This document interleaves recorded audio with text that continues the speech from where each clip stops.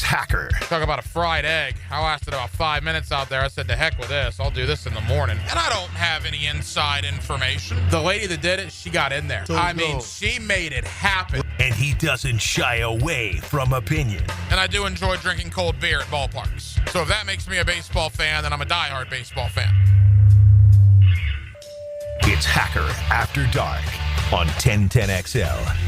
And a very good Friday evening to you, Jacksonville. It is Hacker After Dark, 1010XL, 92.5 FM with Dylan Denmark. The Hacker Ryan Green with you. Glad you are with us to close out the week. One more night in for Rick Ballou. Ballou will return Monday to this time slot. I will be back in my normal time slot, 8 o'clock until 10 o'clock, and we will have OTAs to discuss on Monday. We'll be down at the Miller Electric Center. I'll be down there on Monday, scheduled to talk with new Jaguar safety Eric Murray on Monday. Looking forward to that conversation, which will bring you Monday night here on Hacker After Dark as the Jaguar OTA portion of the offseason begins next Monday.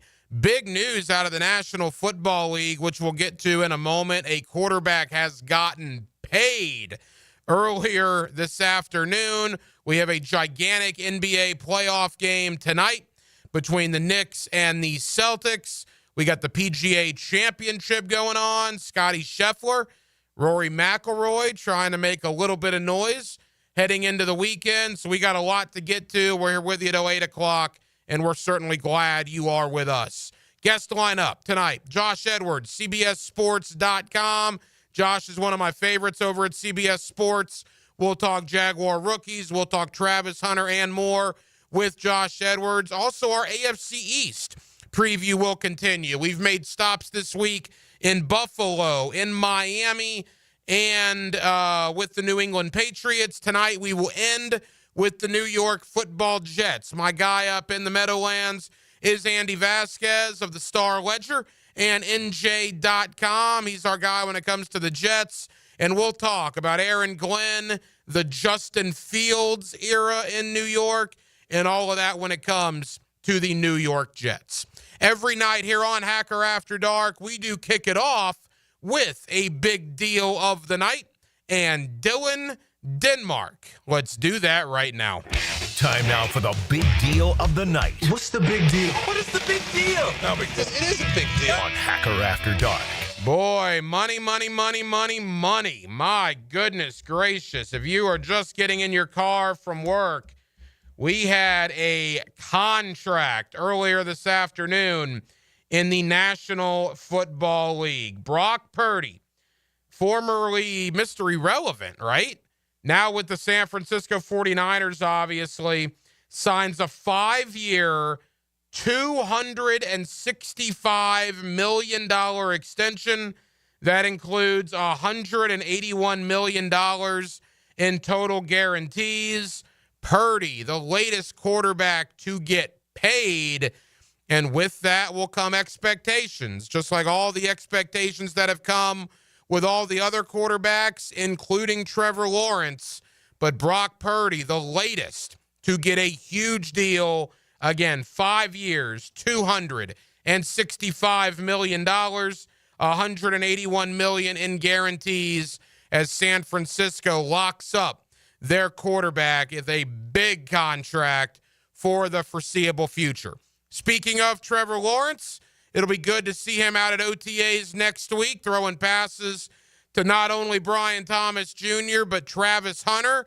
And next week will be good to see the entire team out there. We haven't seen the entire team on the field, at least the media hasn't, since they walked off that field January 6th, with Doug Peterson as their head coach, with Trent Baalke as their general manager. Now the new regime, Liam Cohen, James Gladstone, Tony Baselli. Much of the staff is new. Obviously, a ton of new players. But what about the returning guys? What are the thoughts on everything that has transpired with Trevor Lawrence, Tyson Campbell, Trayvon Walker, Joshua Hines-Allen, Foye Oluokun? You go on down the line, Walker Little, Anton Harrison. They've heard the entire offseason how they're going to be in position battles, things like that. won't get figured out starting next week in OTAs, but the conversation will pick up certainly into minicamp in June and then ultimately to training camp at the end of July. It will be really good for OTAs to get here. I'm excited to get out to the Miller Electric Center next week. Again, on Monday, I'm scheduled to talk with new Jaguar safety Eric Murray, probably going to be one of the starting players in that Jaguar secondary. And OTAs just continues what has been a very action-packed, active, and very fast offseason. This offseason here in Jacksonville, with so much news, has just rolled on by, and another chapter will be written next week with organized team activities kicking off down at the Miller Electric Center. Coming up next, Josh Edwards, CBSSports.com. Let's talk about some of those guys that will be at OTAs next week. Primarily Travis Hunter, the rest of the rookie class, and let's look back on the offseason that has been here in Jacksonville with my buddy Josh Edwards, CBSSports.com. He joins me next on a Friday evening here in Jacksonville. In for Baloo, it's Hacker After Dark right here on 1010XL and on 92.5 FM. The race is on. They're side by side. It's NASCAR's All-Star Race at North Wilkesboro Speedway, Sunday night. Brought to you by the Plumbers and Pipefitters Local Union 234. From the station with the most horsepower, 1010XL. Summer in Jacksonville. Sun's out, flip-flops on, and whoa! Well, there goes Uncle Bob into the pool again. Protect your pool deck with Don't Slip Deck Coatings of Jacksonville. Their multi-layered slip-resistant coatings keep you on your feet, not on your backside. Durable, stylish, and way cheaper than an ER visit. Don't Slip Deck Coatings even has indoor options so your kitchen floor isn't a skating rink. Call 904-466-1839 for a free quote and follow Don't Slip Jacks on Facebook and Instagram. Hey, Jacksonville, I'm sure by now you've seen our bright green GFL trucks and containers throughout the greater Jacksonville area. We are an industry leader in solid waste and would love the opportunity to earn your business. We are committed to customer service, reliability, and have unwavering focus on safety. Whether commercial or construction, let us haul your waste away. Call 904-760-5880 to get a quote today. GFL, green for life. Frank Frangie here. May is Military Appreciation Month, and Nimnik Buick GMC proudly salutes the brave men and women who serve and have served our country. As a thank you, we're offering an additional $500 off select new Buick and GMCs, and every vehicle purchased at Nimnik supports K9s for Warriors. Nimnik thanks you for your service and your sacrifice. Shop 24/7 online at NimnikBuickGMC.com. Value your trade and customize your payment options in seconds. Visit the showroom off Phillips Highway. GMC, we are professional grade. Since 1901, generations of skilled union workers have built the backbone of our community. Hospitals, schools, the buildings where you work. Every year, a new apprentice class of Local 234, plumbers, pipe fitters, and HVAC technicians is stepping up, trained, driven, and ready to do great things. They're not just building our city, they're building their future. Local 234, proud partner of the Jacksonville Jaguars.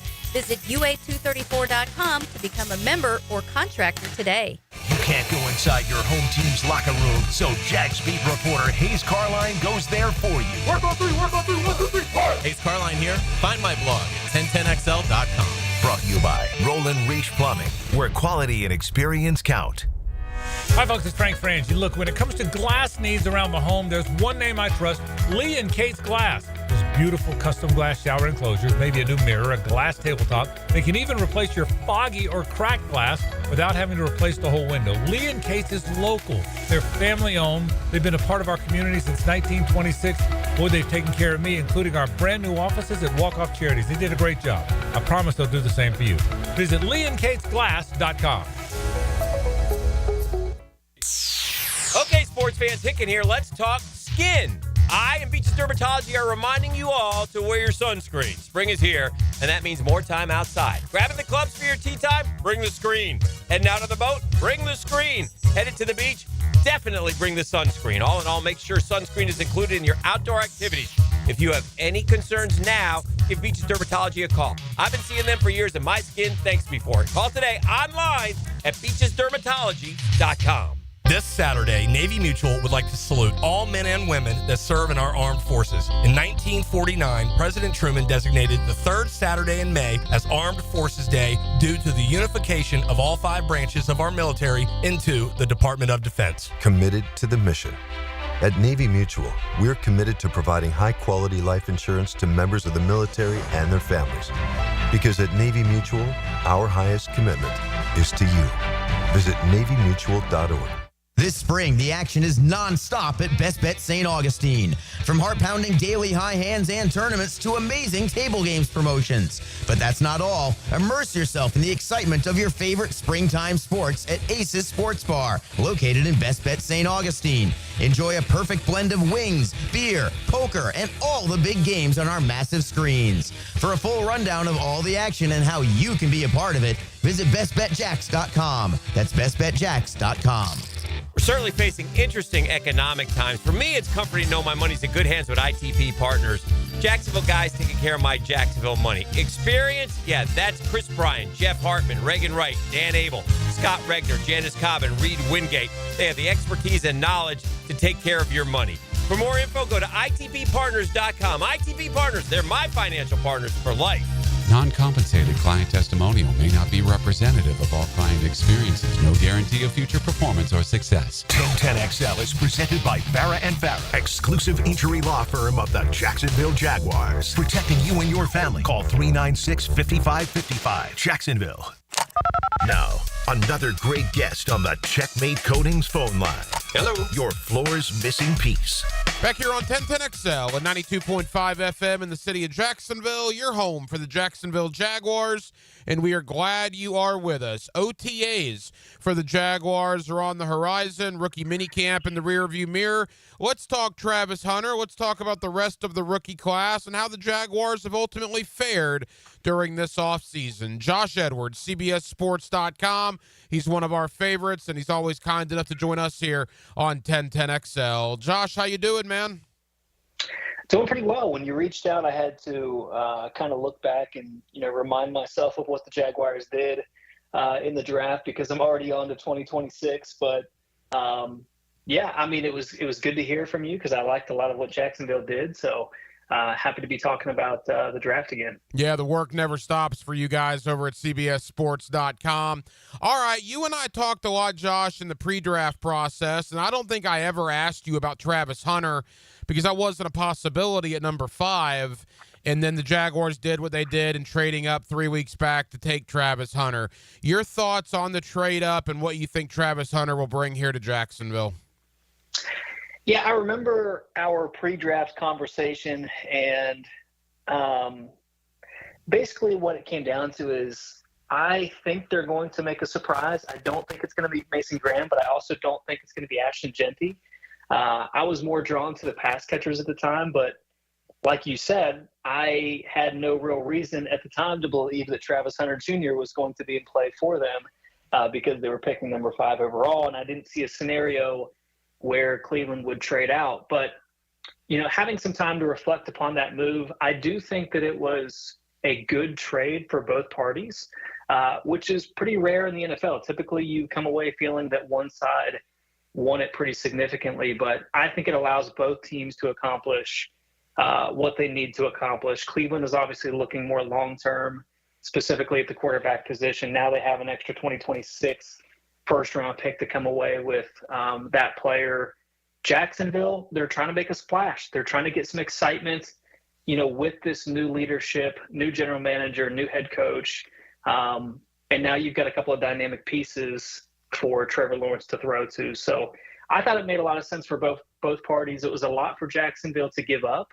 But really, when you think about it, with everything else that Jacksonville was able to do, acquiring 2 third-round picks to move back later in the draft, they were able to offset some of that opportunity cost a little bit. So I thought it was a really, really savvy first draft for James Gladstone. Josh, how does Travis Hunter's game coincide with Brian Thomas Jr.? What type of duo do you think they will be? I think both of them give you a little bit of that inside-out versatility. So you don't necessarily have to peg one of them as the X, the Z. You can move them around the formation and allow them to create plays for themselves. much like a shooting guard in the NBA. Trevor Lawrence, of course, will be the point guard. So you've got a couple of dynamic outlets that can be used, interchangeably. You can, put Travis Hunter on the boundary while you've got Brian Thomas in the slot. You can put Brian Thomas on the boundary and have Travis Hunter in the slot. I think both of them are incredibly dynamic, capable of making plays after the catch, and more than adept at making catches down the field in competitive situations. So I think it's a home run. I mean, I think it's going to be exciting. I think people have every right to be excited about what that offense can do, especially with Liam Cohen, who has uplifted the pass game wherever he has gone to this point in his career. So I think there's a lot to be excited about. Josh Edwards, CBSSports.com. On the defensive side of the ball, Travis Hunter is going to look at that part as well when you factor him in with Tyson Campbell, Jarian Jones, Jordan Lewis. What are your thoughts on Travis Hunter on the defensive side of the ball here with the Jaguars? I think he is incredibly good at that particular position. It gets a little bit high in his back pedal at times, so it's not quite as natural as it would come for somebody that's maybe a little shorter in stature. But again, somebody whose ball skills are his supreme trait. So when the ball is in the air, he's somebody that is more than capable of going and getting it. I think his transition out of his pedal is good. I think he transitions across the field and up the boundary well. So there's not really many points of weakness in his game. The more I reflect upon it, I do think it's going to be difficult for him to play both full time.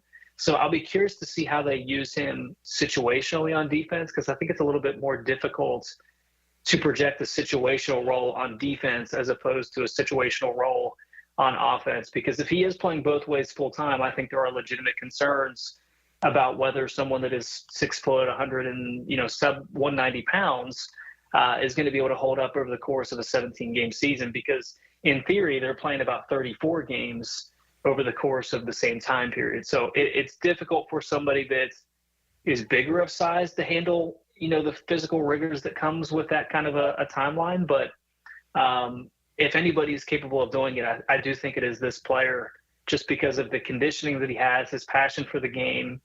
But I'm intrigued to see how it all plays out. A couple more for Josh Edwards of CBSSports.com. Obviously, Josh, Travis Hunter was the headliner. The other draft picks in the third round, Caleb Ransall, Wyatt Milam. Boy, I know Wyatt Milam got a lot of fanfare at rookie minicamp. A lot of people here seem to like him. Looks like he's going to move inside to guard. What was your thought on both Ransall and Milam? Ransall is I know his head coach at Tulane pretty well. I know what he looks for when he targets players for his defense. He looks for tough. He looks for accountable. And that's exactly what you see on film from Caleb Ransall. He's somebody that was trusted as a leader for that defense. He's somebody that's going to play bigger than his size. He can fulfill a couple of different roles for this team, which I think James Gladstone mentioned was kind of important in his post-draft press conference. He can play safety. He can play the nickel. So I think he's somebody that was probably taken a little bit earlier than I expected, but just knowing how he is made up in terms of his character, his passion for the game, I think he's going to be successful. So it's just a matter of how much success, how high level of play you're going to get from him. But at the same time, cornerback was an incredibly big need for Jacksonville in this draft class. I think everybody thought they were going to get a little bit of a bigger player at the position, but I think Ransall is somebody that's going to step in and contribute from day one, which if you can find that anywhere in the draft, let alone just inside the top 100, I think that's good value. So I understand just building the culture and what they were trying to do there. He's somebody that has incredible athletic skill sets, so it makes sense for where they are. And I think just when you look throughout this draft class, you see a lot of the same characteristics, the accountability, the physicality, just staples that this regime believes in building upon moving forward. I've talked to a lot of guys that think the Jaguars might have gotten one with Wyatt Milam because he fell to 89. What was your thought there? Yeah, I thought maybe he was going to go a little bit earlier, but this felt roughly the right range for him. Somebody that, has tackle guard versatility, can step in and, potentially play immediately for this team. One thing that I remember talking about with you prior to the draft is not just how Liam Cohen has elevated the pass game in his prior settings, but he has been incredibly valuable when it comes to changing the run game, the trajectory of a franchise's run game. We saw it last year in Tampa Bay with Bucky Irving and Rachaad White. I think he's capable of doing the same thing with Jacksonville. And it all starts with that offensive line. He has Luke Fortner, who he coached at Kentucky. He brought in Robert Hainsey, who he coached at Tampa Bay. He drafts Jonah Monheim. He drafts Wyatt Millam. So bringing all of those guys into the building, it gives you a little bit of that flexibility to kind of move them around, just try to get the best 5 players on the football field. So I like what they did there, just taking a couple of shots, trying to identify some pieces for the future and create that competition that you're looking for along a unit that's going to be incredibly impactful in determining how successful your run game is this season. So I thought that made a lot of sense for them. And then to go get a couple of running backs like Bashal Tutin, who is incredibly explosive, and LaQuint Allen, who is a little bit high cut. He runs upright, but he is capable of catching passes out of the backfield. That's kind of his specialty. I thought adding those skill sets to go along with what they already have made a lot of sense for what they're trying to do as they build this thing moving forward. Final moments, Josh Edwards, CBSSports.com. Josh, after Travis Hunter this past weekend at rookie minicamp, one of the guys that Liam Cohen singled out was Jack Kaiser, the linebacker, one of the older guys in the draft, but the Jaguars potentially will have issues at linebacker with Chad Muma and Devin Lloyd coming up on contract years. What was your thought on Kaiser? Because the Jaguars seem to like him. He is just going to do whatever is best for the team. For a story that I've got up on CBSSports.com, I believe now, about what we learned from first-year general managers and head coaches, listening to their post-draft press conferences and what they valued among the players that they selected, it was clear that they were looking for a certain, characteristic, a certain type of mentality. And Kaiser is somebody that at the Reese's Senior Bowl was asked to play safety because they were lacking some depth because of injuries and opt-outs and some other things. And he did that without question. And it takes me back to the year prior when Gladstone was in Los Angeles. Braden Fisk, who was their second-round defensive tackle pick, was asked to switch teams from, I believe, the national to the American team. I could have that reversed, but during the week of practice. And he did that without any hesitation. And a lot of people, prospects going into the draft, maybe even consulting their agents, would say, I don't think this is going to put me in the best position to be successful. I don't know that it's going to reflect well upon me. So I don't want to do that because I'm not comfortable with it. But Kaiser said, yeah, I will do it. I think he made the most of it. It's obviously not where he's going to play long term, but he did it to the best of his abilities. And I think that is something that really resonated with the staff in Jacksonville. So I think he's going to find a home there, whether it's on special teams or, if he's ultimately able to step in as a bigger role on the defense, finding that in the 4th round, I think is a good pickup. But I'll also mention Jalen McLeod. I know you didn't ask me about him, but somebody that I liked in the pre-draft process, because when I think about players that are taken in the 1st round, I'm often thinking about, well, if you don't get that player, could you get a similar player on day 3? And for me, looking at Jalen Walker, the pass rusher from Georgia, I thought that he was somebody that was built like a linebacker, but he gives you some of that pass rushing capability. I see similarities with Jalen McLeod. He's obviously a smaller guy. He's not going to be entrusted to be this full-time pass rusher, but he's somebody that is incredibly quick. He's somebody that can help you apply a pass rush when you need him to. He's got that quickness, the ability to get the quarterback off his spot. So I think there's reasons to be optimistic about not only Kaiser, but McLeod in terms of what they accomplished on day 3. Josh, as we wrap up, overall, not to put words in your mouth, but it seems like you were pretty high on what the Jaguars did. How do you assess James Gladstone's first draft? Yeah, I'm going to give it an A pretty comfortably, because I was impressed with how he handled himself. Not just the sound bites that have gone viral and made their way around social media, but just listening to his thought process, it's very clear that he has a defined way of doing things, and I think all of it makes a lot of sense. So I like what he was able to accomplish there. I like the fact that they were able to pick up an additional third-round pick in the 2026 draft with that trade with Detroit. You know, just sacrificing what they did to move up for Travis Hunter, I had my reservations, of course, because this is a team that I did not view as being a Travis Hunter away from contention, but just being able to capitalize on opportunities that were presented to them later in the draft. And now having another day 2 pick, you know, you traded a second-round pick, you're number 36 overall, and then you pick up an additional third-round pick in this year's draft and one next year's draft.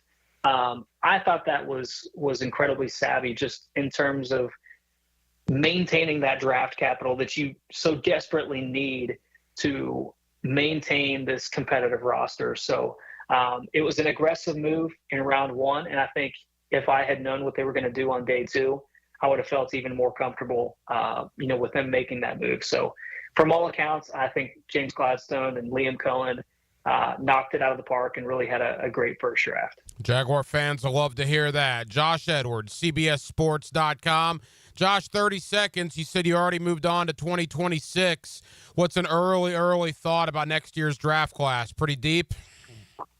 It's pretty deep. Yeah, everybody's talking about the quarterback, so I will steer clear of that. It doesn't look like it's going to be the most talented wide receiver group, which is kind of strange because it'll be the second straight year that I'm saying that, but it is loaded with offensive tackles. I think you could see, you know, 8 go in the first round, which is absurd, especially coming off, you know, this year we had some good guys, but I think next year's class could be absolutely insane if all the guys that are eligible decide to declare. So we talked about offensive tackles, a possible need for Jacksonville this year. You give Walker Little a year, see how it plays out. If it doesn't pan out the way that you want, maybe you can get a guy next year on day 2. Josh Edwards of CBSSports.com. Josh, I know you're busy. Thank you for taking time out, man. We'll talk again soon. Sounds good. There you go, Josh Edwards, CBSSports.com. Always appreciate his time with us here on Hacker After Dark. And again, we'll see those rookies out at OTAs next week at the Miller Electric Center. Coming up next, our AFC East preview winds down. One division per week, factoring in a couple of vacations yours truly has. But I'm here for the next 8 weeks leading up to Jaguar training camp. The weeks that I'm here, we will go one division per week. We went through the AFC East this week. We've already made stops in Buffalo, in New England, and in Miami. Tonight, we're going to end it with the New York Football Jets. Brand new head coach and Aaron Glenn. The Aaron Rodgers saga is over. The Justin Fields era has begun. Where do the Jets stack up in the AFC East? Our guy up in New York with the Jets is Andy Vasquez of the Star Ledger. He joins us next on a Friday evening here in Northeast Florida. We're glad you're with us. Hacker After Dark, in for Blue, until 8 o'clock tonight, right here on 1010XL and on 92.5 FM. Now, a PGA Championship update on 1010XL. Teed up by St. John's Middle School Athletic Association and TopDressing.com. Westwood One Sports presents this special report on the 107th PGA Championship, sponsored by Wrangler. Shop Wrangler.com for new denim styles to kickstart your day. Wrangler, for the ride of life. Siwoo Kim tossed his 5-wood in the air and ran after the green at the par 3 6th. He made ace from 252 yards, the longest par 3 on a course full of them. Kim is 5 under, 3 off the lead with the second round winding down at Quail Hollow. Jonathan Vegas on top at 8 under still, 2 better than Matthew Pavon and Matt Fitzpatrick, who are 6 under. Scotty Scheffler birdies 15. He's worked his way to 5 under, now 3 back. Rory McIlroy back-to-back birdies at 14 and 15. He is 1 under, 7 off the lead. Last year's PGA champion Xander Schauffele right on the cut line at +1 after a birdie at 15. So the green mile awaits that final 3-hole stretch, and Scheffler, McIlroy, and Schauffele all double bogeyed 16 yesterday. I'm Ted Emmerich, Westwood One Sports. When I wake up, the best mornings in the morning light start with Wrangler. I pull on my jeans and I feel all right. Jeans, jackets, and shirts that get your day started. Good mornings make for better days. Wrangler, for the ride of life. Now more than ever, Lowe's knows you don't just want a low price, you want the lowest price. And with our lowest price guarantee, you can count on us for competitive prices on all your home improvement projects. If you find a qualifying lower price somewhere else on the same item, we'll match it. Lowe's, we help, you save. Price match applies the same item. Current price at qualifying retailers. Exclusions and terms apply. Learn how we'll match price at Lowes.com/lowest price guarantee. Your life, your goals, your legacy. With a dedicated Fidelity advisor, it's all part of a comprehensive plan to help grow and protect your wealth. Visit fidelity.com/wealth. Investment minimums apply. Fidelity Broker Services, LLC. Member NYSE, SIPC. Yo, E.T. here, and I need you to beat the heat this summer with cool escapes and non-stop fun in Clay County. Tackle indoor adventures head on. Throw axes at Live by Axe or smash your stress away at Just Smash That. Then kick back with drinks, good food, and fandom vibes at Nakama Anime Bar or Leaderboard Arcade and Bar. Whether you're blowing off steam or just looking to chill, Clay County got your perfect indoor getaway. Find your cool at exploreclay.com. That's exploreclay.com. Are you ready to step up to luxury? Check out the power of our exciting 2025 lineup, including the Lyriq, IQ, Optique, and the stunning Visti. With over 15 electric Cadillacs in stock and more on the way, it's the perfect time to trade in your Tesla and embrace luxury with a twist. At Randy Marion, there are no tariffs. Visit Randy Marion Cadillac on Southside Boulevard, Jacksonville, and see why our electric lineup turns heads. Don't miss out. Drive Cadillac, electric or gas. We have both. Plus tax tag title $9.99 admin fee and resistol on approved credit. It's Work Zone Awareness Week, Florida. Every year, lives are lost in work zones because of speeding and distractions. When you see orange cones, remember, slow down, follow the signs, and stay focused. Workers are counting on you to get home safely, and so are their families. Let's work together to prevent crashes and save lives. A safety reminder from the Florida Department of Transportation. Slow your roll. Safety's the goal. Tucker Equipment Rental in Neptune Beach. You just don't rent quality machines, you rent quality customer service. Hi, I'm Kevin. And I'm Dave. Tucker Equipment Rental has been supplying Jacksonville with equipment and event rental for over 50 years. From commercial and homeowner projects, we've got what you need. Lifts, dirt equipment, and landscape equipment. And don't forget about event rentals. From festivals to weddings to backyard barbecues. Local, knowledgeable, and always ready to help. Tucker Equipment Rentals. You need it, we've got it, come see us. Hey, Hicken here, and every Friday I'll help you put together your sports weekend so you know where you want to go and what you want to do. Watch for Musings with the Media Mogul on YouTube and Facebook, locked down by Tucker Equipment Rentals in Neptune Beach. DivorceMenOnly.com. This is Kenny Lay of Kenny Lay & Associates. Our firm specializes in representing men in family law. That's all we do. That's our only focus. We can help with all of your family law needs, such as divorce, custody, alimony, and child support. For over a decade, we have helped thousands of men with these types of issues. We even have an appellate division ready to challenge a judge's ruling. If you need a family law attorney, go to DivorceMenOnly.com. DivorceMenOnly.com. Offices, Jacksonville. North Florida is growing with lots of new families joining our community. If you're one of them making the move here, your next move should be a call to American Electrical to create the best home automation system, enhancing your living experience. There are many ways your life can be made easier through smart home technology, voice-activated systems, automated lighting, total house temperature control. With American Electrical, they've got everything you need to automate your home and make it your true oasis. Check out American-Electrical.com. Powered by professionalism and raising the excellence bar. Are you ready to play this summer? At the First Coast YMCA, we're committed to being your home for health and wellness and a place for friendly competition with team sports for adults and for kids. Basketball, volleyball, pickleball, flag football, soccer. The Y has something for everyone at any age. Discover all the benefits of YMCA membership and find your fun this summer at the Y. Registration for team sports and summer camps is open now. Visit fcymca.org. Your home is more than walls and a roof. It's where you breathe, drink, and power through life. At Donovan Air Electric and Plumbing, we're here to keep it all running smoothly. From clean, cool air to clean water, reliable power to expert plumbing, we do it all. For over 35 years, families have trusted Donovan to make their homes healthier, safer, and more comfortable. Call Donovan Air Electric and Plumbing today. 904-270-COOL, where health meets home. Looking for that designer engagement ring like Tacori or Viraggio? Then hear this. The only locally owned authorized dealer here for these exquisite rings is Beards Diamonds. Beards is your destination for the top names in bridal design. Tacori, Viraggio, Sylvie, Gabriel & Company, Gnome Carver, and more. If she's seen it on Pinterest or in a bridal magazine, Beards has it. Exquisite, handcrafted, and made in America. So you can get her the ring of her dreams without having to go to one of those national mega chain jewelers. At Beards, there's no big company rules, no Wall Street sales goals, no impersonal service. The non-commissioned experts at Beards Diamonds will take their time and let you see dozens of ring styles from all the most sought-after designers. Beards is proud to be Jacksonville's premier jeweler for nearly 45 years. We're committed to this area and promise an authentic, refined, and risk-free experience without markups, without pricing games, without corporate red tape getting in the way of making you happy. Beards Diamonds, Jacksonville's diamond store, at the shops at St. John's Town Center. Why choose a Sleep Number smart bed? Can I make my side softer? Can I make my side firmer? Can we sleep cooler? Sleep Number does that. Cools up to 8 times faster and lets you choose your ideal comfort on either side. Your Sleep Number setting.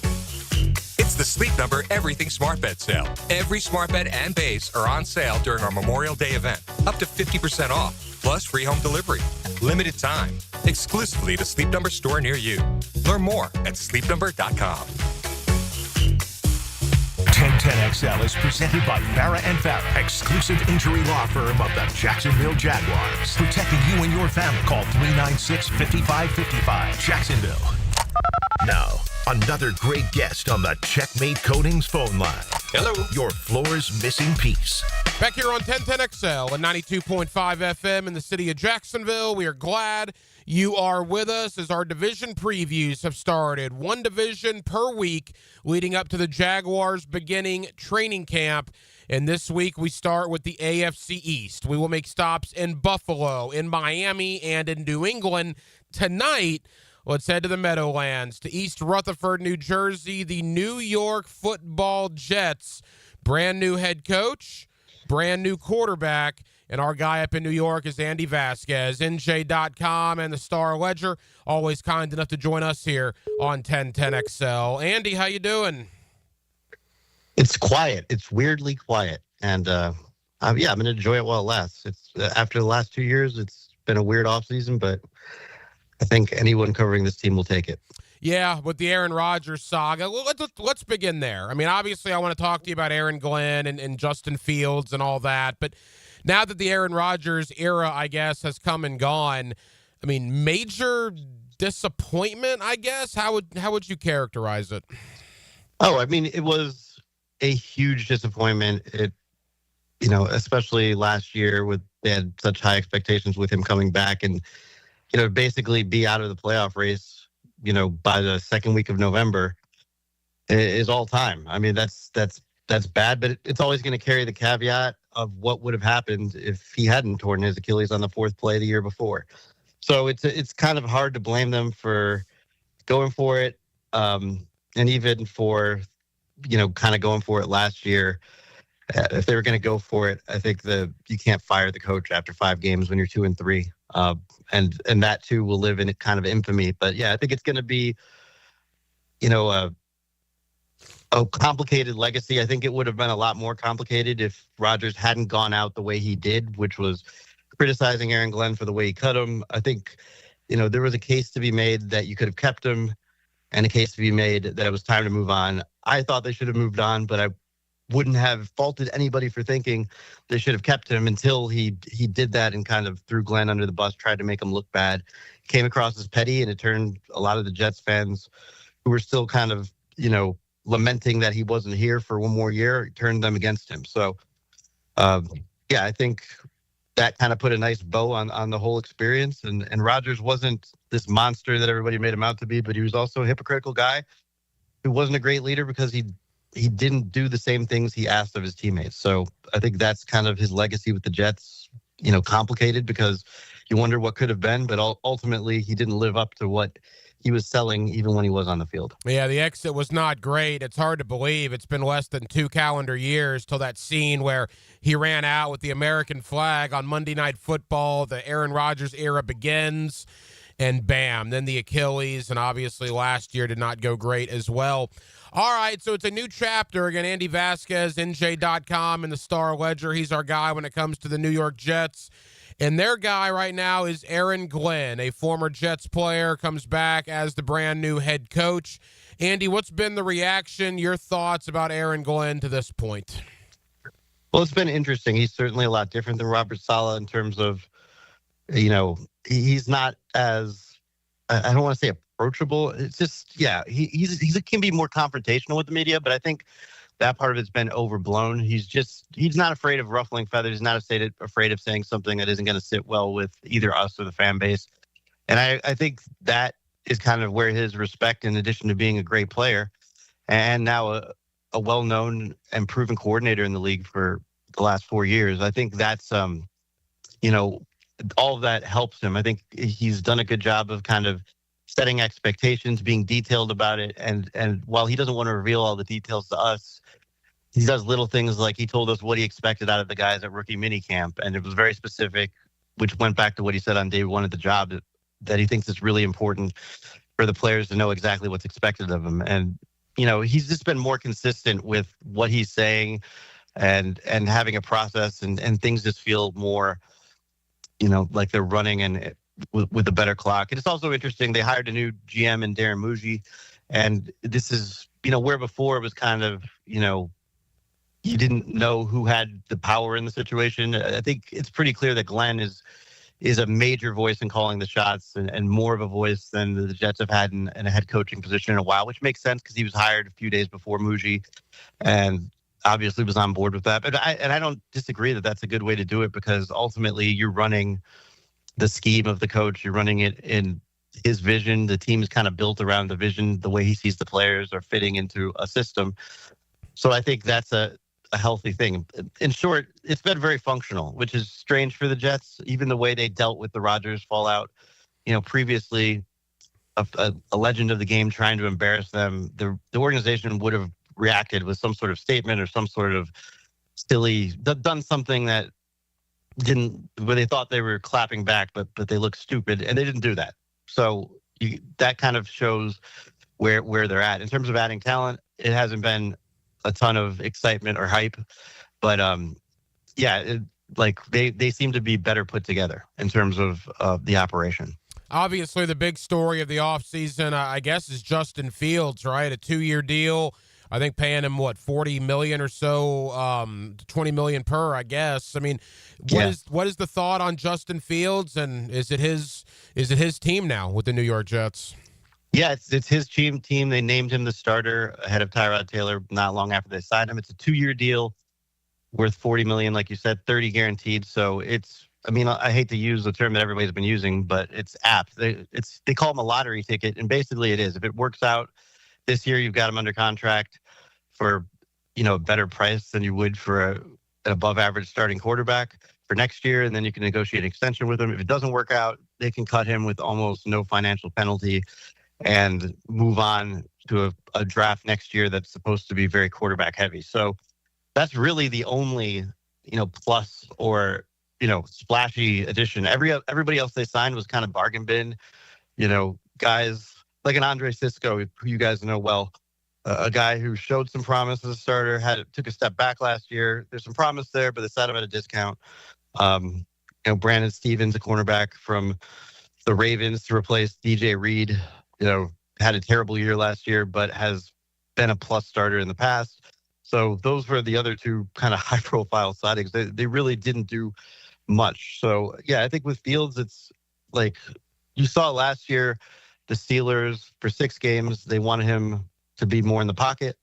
The numbers weren't great. He averaged less than 200 yards a game. They struggled scoring. And his rushing numbers were way down. I mean, he still was pretty effective, but nothing like in 2022 when he rushed for 100 yards short of the all-time record in the season from Lamar Jackson. So I think it's kind of marrying those two things and letting his legs be a weapon while also using that as an advantage to his strong arm. I mean, he's never been able to figure that out. That's why the Bears moved on. That's why the Steelers didn't make him the starter. And it seems probably like a little bit of a long shot that the Jets will figure it out. But given the situation they were in, it's probably the best gamble they could have made.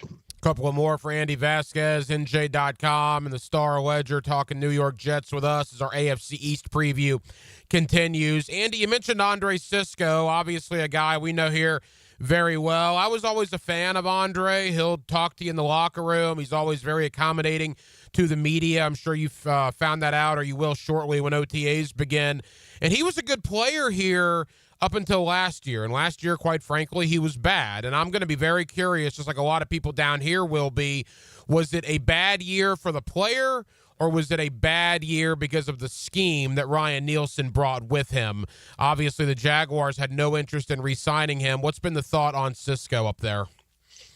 Yeah, I think it's really interesting for Cisco and Stevens, because now you're taking these guys, almost a carbon copy of what you said with Stevens, it's the same situation, and you're putting them in a coaching staff where they are well known for their work with defensive backs. So, Steve Wilks has primarily coached defensive backs. He's a defensive coordinator. Aaron Glenn started as defensive backs coach, was obviously a very good Pro Bowl level cornerback for years in the league, and now has ascended to the head coaching role. So I think you're going to get the full chance to see like what this guy can do when he's coached by a coaching staff that has proven that they can get. I mean, look what Glenn did in Detroit with the DBs there and the safeties. So the cornerbacks and the safeties. So I think it's going to be interesting. And I do like that this coaching staff, it kind of speaks to Glenn's overall message. Like a lot of times the coaching staff comes in and says it's going to take time or whatever, but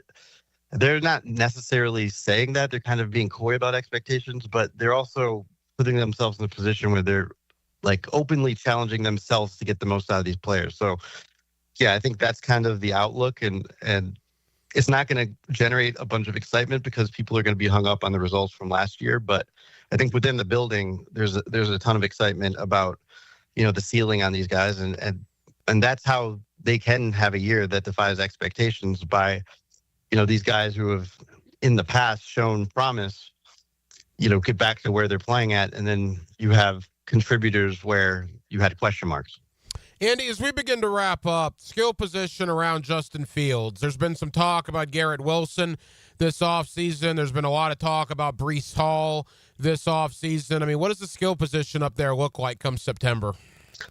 Yeah, I think I don't see either one of those guys not being here, especially Garrett. And even if he doesn't get a new contract, which I think is a possibility that he gets a new contract, but there's also an argument for that Garrett wouldn't want to negotiate right now because he hasn't had that kind of breakout in terms of he's had, over 1,000 yards each season, but he hasn't put up the numbers that any receiver who's been extended after 3 years have put up recently. So Breece Hall is a bigger question mark. I think there is a chance he's not on the roster, but just logically, if the Jets wanted to shop him, admitting to the world that they're going to do more of a running back rotation with two guys who are coming into their second year and they were okay last year but didn't really prove themselves. That doesn't seem like something you do if you're really interested in shopping this guy. You'd want to talk him up and build up his value. I think they're challenging him. I think he had a terrible year last year in terms of getting through contact, getting himself in position to make plays with his hands as a pass catcher. I mean, he's good enough where you can line him up in the slot. So for what they would get in return for him and what he's capable of, I don't see them moving on from him. And really that's kind of it when you talk about proven weapons on offense. Their group of receivers behind Garrett Wilson didn't combine last year for as many catches and yards as Garrett Wilson had. Allen Lazard is probably going to be the number 2 or 3, which tells you, where it's at. So they didn't address that in the draft or free agency. I think that was kind of their biggest miss. They took a flyer on Arian Smith from Georgia, who is super explosive, but had a bunch of problems with drops last year. And beyond that, you're going to have to see like what happens at tight end, where they don't have a proven tight end on the roster, but they drafted Mason Taylor in the second round of the draft, Jason Taylor's son. And I think he's going to play a major role in the offense. So, yeah, there are some question marks, and especially at wide receiver because defenses are going to load up on Garrett Wilson and who's going to step up. Andy, final question. In talking to a lot of guys around the division this week, I mean, it's not rocket science, man. It appears it's Buffalo's division again. Miami might be taking a step back, and then kind of some questions, right, with New England and New York with first-year head coaches. Is that the way you see it? Yeah, absolutely. I mean, I think it's going to be kind of a toss-up for that second spot in the division, and it very well may not be above 500. But, I've been around the Jets long enough. This will be my 10th season to know the way things work. And the fact that there's zero expectations for the Jets. In fact, many of their fans think they're going to be terrible. They're probably going to be surprisingly competent and competitive. I don't know if that means a winning record. I don't know if that means ending the playoff drought after 14 years. But I would be surprised if it wasn't somewhere in that 7 to 9 wins. So, I think there is something to be said that they are less talented. They lost Devontae Adams. They lost Aaron Rodgers. They lost, DJ Reed. They lost some other depth guys. They don't have a lot of defensive tackle help for Quinn Williams. But I think the fact that the message is going to be better in the building, more consistent, and they're going to believe and all be pulling in the same direction, I think that's going to go a long way for them. And I think, I don't know how good they'll be, but I think they'll be better than people expect. And I think they will finish second in the division. Andy Vasquez of the Star Ledger and NJ.com. He's our guy when it comes to the New York Jets. Andy, appreciate the time. Thank you as always. We'll talk again soon. Thanks for having me. Now, a PGA Championship update on 1010XL. Teed up by St. John's Middle School Athletic Association and TopDressing.com. Westwood One Sports presents this special report on the 107th PGA Championship. Scotty Scheffler spent yesterday complaining about mud balls at Quail Hollow. Today, he's just landing darts. 7-iron to a front left hole location at 17. We're playing a tee box up. Scheffler down and through. This one might have to hustle just a little bit. It does. Just barely lands on the front of the green, and now it's going to kick left and get up there inside of the stick. That's going to be 4 feet. Oh, great shot from Scotty Scheffler here at 17. Brian Katrick, the call on SiriusXM, but Scheffler put too much pace on the putt. It rimmed out to the left. Scheffler put his hand over his mouth in disbelief. He made par, still 5 under, 3 back of Jonathan Vegas, who is 8 under and in the clubhouse. Matthew Pavon, Matt Fitzpatrick, and Siwoo Kim, 2 back at 6 under. I'm Ted Emmerich, Westwood One Sports. Saving for retirement was tough enough for us. Yes, and navigating markets can be challenging at times. I understand. That's why at Fisher Investments, we take a disciplined approach with your investments. Tell us more about that. We take an active approach to money management, positioning your portfolio for opportunities we see ahead. So all your clients get the same portfolio? No, we tailor your portfolio to your individual goals and needs. What about communication? We don't like being left in the dark.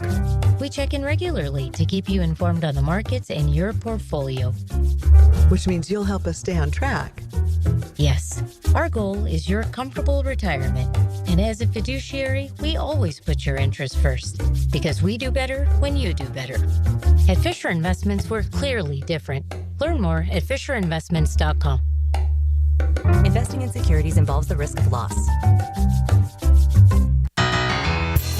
Southeast Orthopedic Specialist is now offering ortho walk-in appointments. If you have an immediate need for orthopedic care, contact Southeast Orthopedic Specialist immediately. Avoid ERs and urgent care waiting rooms. For more information, go to se-ortho.com. Relieve pain and get back to life. Southeast Orthopedic Specialists. 2 classic albums, 1 night of hits. Styx presents The Grand Illusion. Kevin Cronin Band presents REO Speedwagon's High Infidelity. June 2nd, Daly's Place. Brotherhood of Rock Tour. Plus Don Felder, formerly of the Eagles. Tickets on sale now at Ticketmaster.com. 2 classic albums in their entirety. Styx, The Grand Illusion, REO Speedwagons, High Infidelity. Don't miss the event of the summer. Here's Linda Beaver. Mayday, mayday, mayday. Come in, Linda. Over. We got a sea of new vehicles and they're priced so low they're rocking the boat.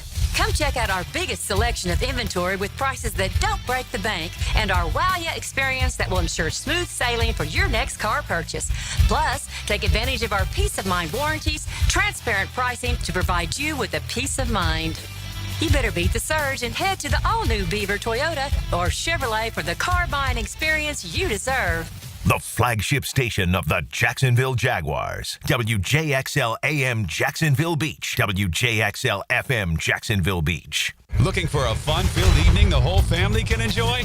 Discover the thrill of indoor football. A fast-paced, action-packed sport where excitement meets family fun. Check out your hometown Sharks this Saturday, May 17th. Kickoff at 7. Ask about family 4-packs, 4 tickets, 4 $10 food vouchers, and a $20 Al's Pizza gift card. All for only $100. Get tickets at jacksharks.com or call 904-621-0700. 904-621-0700.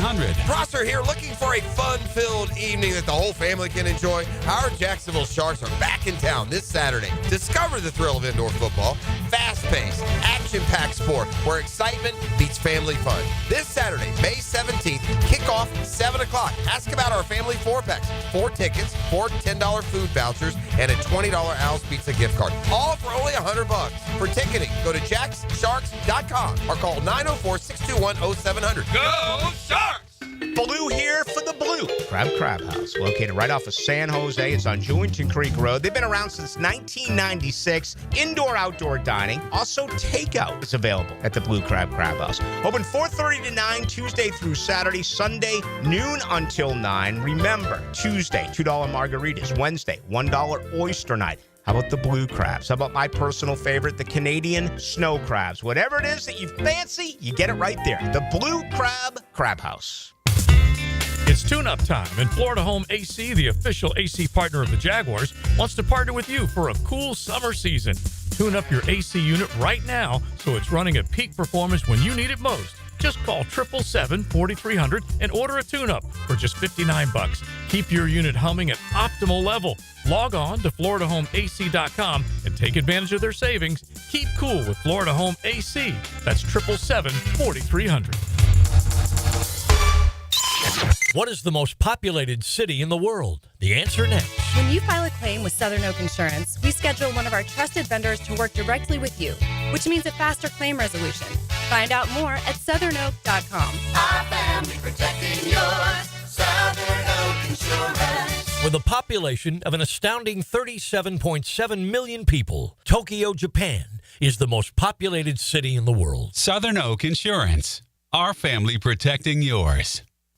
Keeping kids active is a full-time job for parents. Look no further, though, than I-9 Sports, covering Duval, St. John's, and Clay to get your youngster in the game. Spring and summer registration open right now for flag football, soccer, t-ball, and basketball. Plus, all new girls volleyball at Duval Charter Bay Meadows. I-9 Sports with fields and gyms all over 3 counties. And the best thing is I-9 Sports offers sports year-round so kids can always find a sport to play. i9sports.com. Enter 1010 in the promo code. Neck pain, back pain, or headache, Shinatri Chiropractic has 4 locations: Westside, 103rd, Riverside, Arlington, and the Beaches. Acupuncture, dry needling, physical therapy. Relief starts today. Shinatri Chiropractic, 743-6700. Hey, Hicken here. So much of what makes us a family takes place in our homes. That's where Zero Res comes in. I love Zero Res, and this month get Zero Resified from Jacksonville's #1 carpet and air duct cleaner with May Mayhem. A 3-room special starting at $149, plus the 4th room is free. You owe it to yourself and your family to breathe healthy, happy, and clean. Call Zero Res 28757 or go online at ZeroResJacksonville.com and say you want the Hicken Special. Zero Res, spell it forwards or backwards. It's the right way to clean. Zero Res. When you need a mechanic you can trust, call Sam, Harry, or Joe at AA Automotive on Richard Street. From oil changes to complex engine repairs, AA Automotive promises expert service and honest pricing from a local family biz. AA Automotive on Richard Street. 1010XL is presented by Farah & Farah, exclusive injury law firm of the Jacksonville Jaguars. Protecting you and your family. Call 396-5555. Jacksonville. Now, another great guest on the Checkmate Coatings phone line. Hello. Your floor's missing piece. Back here on 1010XL at 92.5 FM in the city of Jacksonville. We are glad you are with us. Jaguar rookie minicamp in the rearview mirror. OTAs for the Jaguars begin next week as we are just chugging right along with this NFL offseason. Jordan DeLugo, Generation Jaguar, was out at training camp, always kind enough to join us here on 1010XL in Jacksonville. Jordan, how you doing, man? I'm doing really well. A little bit of a gloomy morning here in Jacksonville, rain coming down, but excited about the future of this team and excited about just, being able to get out there on the grass, see all the energy from the fans on Saturday, and obviously Travis Hunter bringing a lot of energy on the field as well. So it was a good weekend. Yeah, I know you made mention of that on social media, the excitement. I mean, we'll get to Travis Hunter in a moment, but for a rookie minicamp practice, which is nothing more than helmets and shorts and guys running around in the early portion of May, to have a sellout at the Miller Electric Center. I mean, good gracious, the crowd is, the fan base is really excited. Yeah, there's no question. And they brought a lot of energy. Usually rookie minicamp for the Jaguars isn't available for fans to be there. Like, they're just not invited out there. But this new regime kind of allowed fans to come out, which I think was a very positive move for them. I think, creating fan engagement early on in the offseason is big, and allowing them to see Travis Hunter, who is the biggest star that I think Jacksonville's ever brought in. I mean, even including Trevor Lawrence. So it's just, there was so much energy out there, and the fans brought the energy. Travis Hunter brought the energy. A lot of the other young guys out there were high energy and having a good time. So it was just kind of a fun and different environment to be around than what you've normally seen in Jacksonville.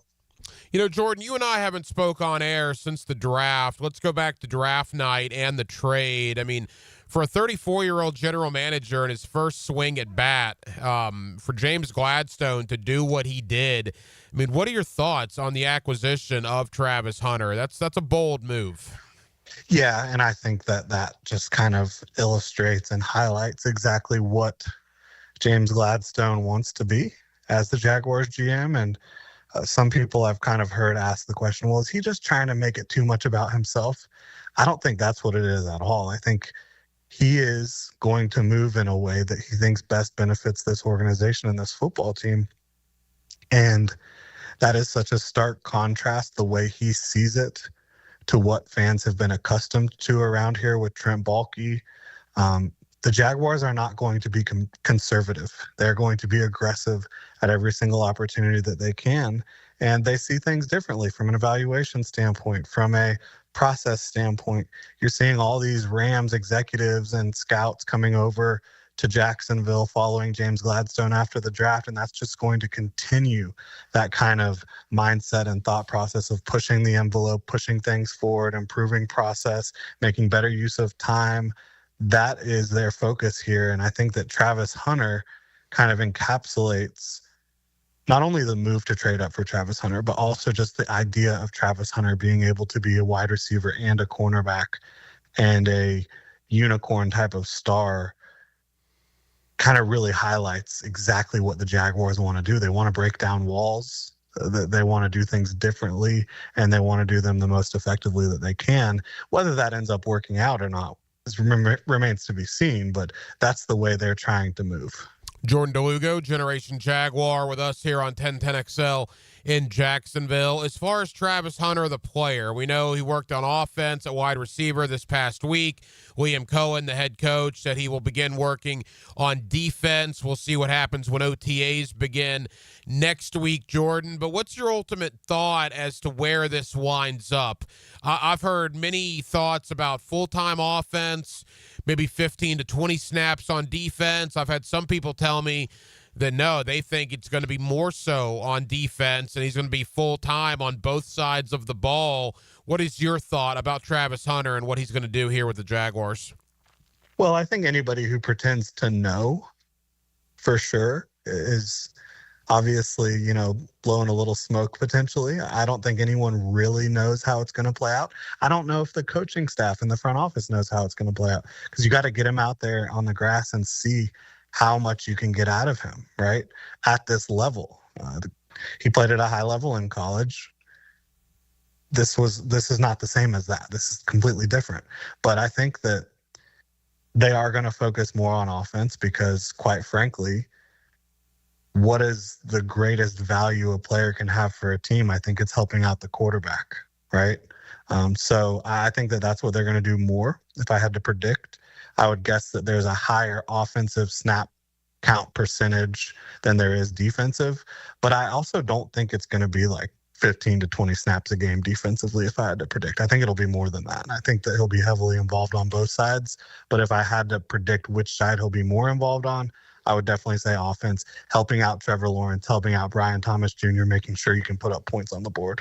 Well, you look at that wide receiver room now that Gabe Davis was released last week, and all right, at the top of it, it looks very good with Brian Thomas Jr., Travis Hunter, De'Ami Brown, Parker Washington certainly in the mix.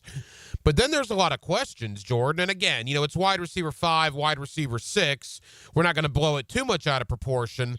But do you think they're going to go look on the street for a veteran free agent? Is there going to be a couple of undrafted guys? And what's your thought on the back end of that wide receiver room? Yeah, I honestly don't know why you would pursue a veteran at this point unless it's a veteran that has strong special teams history, because that's what these guys are going to primarily be doing for the football team. They've got to play special teams on the back end of the wide receiver room. And we also don't know how many receivers they'll keep. You've seen teams keep 5. You've seen teams keep 6. The Jaguars have kept 7 before in recent years. So obviously this is a new regime, but we don't know how many players they'll keep. It looks like the top 4 are locked in, as you mentioned. Brian Thomas Jr., Travis Hunter, De'Ami Brown, Parker Washington. And then you do have a good amount of young guys out there competing. Joshua Cephas is still here, but they brought in Eli Pankall out of Duke, who he's a big guy, 6'2", 210, ran in the 4.3s at his pro day. So that's another guy with some excitement. J.J. Jones out of North Carolina, somebody who I thought looked pretty solid during rookie minicamp. They've got some options. Whoever it is going to have to play special teams. And I think that's going to probably be one of the biggest factors in who makes the back of the roster. And that was the Gabe Davis issue, too. Not only the health of Gabe Davis, we don't know about the knee, but if he was going to be wide receiver 4 or 5, that meant special teams, and that wasn't going to happen with Gabe Davis, which is, to me, why, in large part, he is no longer here. Again, Jordan DeLugo, Generation Jaguar. Jordan, the other draft picks not named Travis Hunter. For people that follow you on social media, you are a draft guy. There is no question about that. How do you assess, Ransaw, Milam, Tootin, Kaiser, the other draft picks that were made? Yeah, I think when you start with day 2, the most fascinating thing is you landed 2 players who are going to be playing different positions for your football team in the NFL than they played in college. Caleb Ransaw at 88 overall, he comes in, he played outside cornerback early in his career. He played a lot of nickel later in his career. He's going to be playing safety for you. Wyatt Milam started like every game at left tackle for West Virginia, didn't give up a sack in the last 3 years, which is just, it's impressive, but it's also just like a statistical anomaly. I don't know how that happens, no matter how good you are, right? But he's going to be playing guard. So you have these 2 guys who played different positions. And then at the Senior Bowl, they were asked to, let's see you at guard, Wyatt. Let's see you at safety, Caleb. And in the game, they both played really well at those respective positions in the actual Senior Bowl game. And I think the Jaguars valued that very highly. I like both of them. I think that, the intangibly rich part, it pops up in every one of these picks that you see, and that's not going away. And that's not to say the Jaguars are picking choir boys over guys that have talent. I think they're trying to find the best of both worlds. I think they did a good job of that with this draft class. Bashal Tootin has unbelievable speed and quickness, and one of the guys that, other than Ashton Genty, when you combine forced missed tackles and yards after contact, he's right up there with anybody. So somebody who can absolutely break the game wide open with his speed. And the other running back they brought in is a really good pass protector and pass catcher, LaQuint Allen. Jack Kaiser, great special teamer, good linebacker. Rayon Lane, great special teamer out of Notre Dame at safety, out of Navy at safety. So there's a lot of guys that I think really fit exactly what they're looking for. I think it was a very strong draft class. Liam Cohen singled out Jack Kaiser as a guy that stood out. And I know the fan base, anyway, that was kind of the head scratcher. But if you look at it, Chad Muma, I believe, is in the last year of his deal. We don't know what the future is going to hold here for Devin Lloyd because he did not pick up his fifth-year option. So there might need some help at linebacker next season. And heck, for that matter, maybe Kaiser can find a role this year. But it was interesting that basically after all the Travis Hunter questions, Liam Cohen went right to Jack Kaiser as the guy that stood out on Saturday. Yeah, he did. And I had already looked at Kaiser, but since the draft, I've been taking a day to look at every single prospect and do a specific show about them, all the guys that they brought in. Today was Jack Kaiser Day. So to me, he's a core 4 special teamer for one. So that's huge. But yeah, you look at the Jaguars linebacker room, and both Devin Lloyd and Chad Muma are in contract years. Both of them, when they've been on the field, there's been some good moments, there's been inconsistencies. You also just look at the fact that this is Rams East, basically, from a front office standpoint. That was not an organization that valued paying off-ball linebackers. Could they change their stripes or spots here in Jacksonville based on who they have, the talent that's available to them? Maybe. But if I had to predict, I don't think this is a team that's going to be paying Foye Oluokun and paying a Devin Lloyd following the 2025 season, depending on how it plays out for him, or Chad Muma, So I think that they're going to move forward and try to find linebackers in the draft that they feel comfortable starting. And I think Jack Kaiser, great tackler, had over 100 tackles this year, only like 5 missed tackles, missed tackle rate under 5%. Really impressive, and a really good coverage player. Not the biggest, not the strongest, not the supreme athlete, but he gets it done in a variety of ways with his quickness and athleticism, combined with, I think, his mental toughness and just understanding and instincts with this football game. So I think Kaiser has a chance, whether it's this year or following 2025, to get into that starting lineup. Final moments, Jordan DeLugo, Generation Jaguar. Jordan, OTAs next week. For you, biggest question about the roster, now that free agency's in the rearview mirror, the draft is in the rearview mirror, biggest question you have roster-wise heading into OTAs? Just outside of Travis Hunter's deployment, which is the obvious question, there's a lot of speculation about what might happen at running back after the Jaguars drafted 2 guys and Travis Etienne's going into his final year of his deal. Do they potentially move Etienne? That's a big question I'll be following. I haven't heard anything about that, outside of just speculation from different people, but that's something I'll be interested to see, because I do think that was a guy that was incredibly productive for a couple years here in Jacksonville and could take the top off. It really bust some games wide open with his athleticism. But obviously Tootin can do that as well. So that's going to be interesting. I